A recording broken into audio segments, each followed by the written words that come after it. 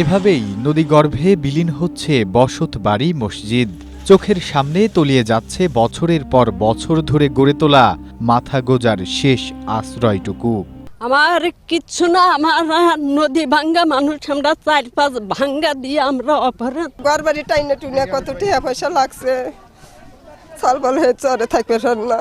যমুনার প্রতিটি ঢেউ যেন এক একটি পরিবারের স্বপ্ন আর ভবিষ্যৎকে টেনে নিয়ে যাচ্ছে এক অনিশ্চিত অন্ধকারে। কিন্তু এই ধ্বংসযজ্ঞের পেছনে কি শুধুই প্রকৃতির খেয়াল? স্ট্রবেরি সুপার ডটেড ও ক্লাসিক ভ্যারিয়েন্টে সেন্সেশন জাগুক শিহরণ।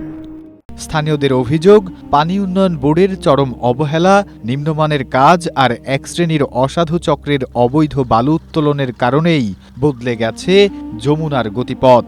আর তার খেসারত দিতে হচ্ছে টাঙ্গাইলের 5টি উপজেলার লাখো মানুষকে। যে কাজের কথা দুরুক্ত আজ কয়েকটা বছর ধরে আমরা এই নদী ভাঙ্গা এলাকায় ভুগতেছি, নিজের ঘর বাড়ি ভাড়ায় অনেক বিলীন হয়ে গেছে। আমরা সরকারের কাছে এই আবেদন যে আমরা এই নদী ভাঙ্গা স্থায়ী বেড়িবাঁধটা চাই, কাজের মতো কাজ চাই। কাজ 2 বস্তা ফালায়, 5 বস্তা ফালায় না। চৈত মাসে নদীটা পানি শুকনা থাকলে এই নদী তো আর ভাঙতো না। টাঙ্গাইল সদর উপজেলার শাহজানি, মাকড়কল ও চরপৌলি এলাকায় প্রতিদিনই নদীগর্ভে বিলীন হচ্ছে বসতভিটা, মসজিদ ও ফসলি জমি। শুধু সদর নয়, ভুয়াপুরের নলিন বাজার, কালিহাতির দশকিয়া, নগরপুরের সেলিমাবাদ আর গোপালপুরের আলমনগর সবখানেই এখন একই হাহাকার।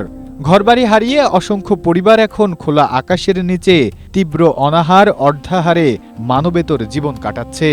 দুর্গতদের দাবি, সাময়িক ত্রাণ নয়, তাদের বাঁচানোর জন্য দেওয়া হোক স্থায়ী বাঁধ। আমি 2 বার নদীতে ভাঙ্গা গেছি, আমার এখানে নাই বলতে কিছুই নাই। আমরা খাদ্য চাই না, কোনো রিলিফও চাই না, আমরা চাই শুধু বেড়িবাঁধ।